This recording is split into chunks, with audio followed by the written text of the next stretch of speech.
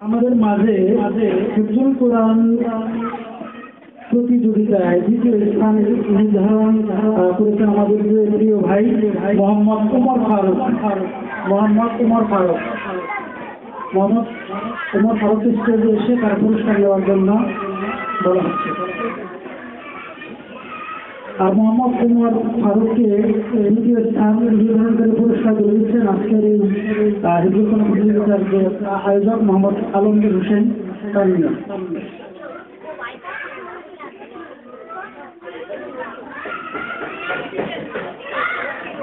আলহামদুলিল্লাহ, আজকের এই অনুষ্ঠানের প্রথম স্থান যে ভাই নির্ধারণ করেছেন তিনি আমাদের অত্যন্ত প্রিয় এবং ছোট্ট বন্ধু, ছোট্ট মানুষ মোহাম্মদ রাকিবুল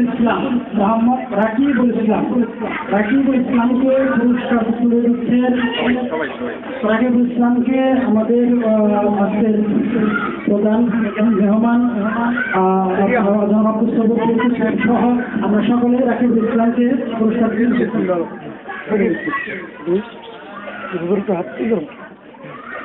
আল্লাহ সুবহানাহু ওয়া তাআলা আমাদের প্রিয় ভাই রাকিবুল ইসলামকে এই হানিউস সুন্নাহ নুরানি হাফিজিয়া মাদ্রাসার সুনাম দিয়ে আমাদের তৌফিক দান করুন। আল্লাহুম্মা আমিন।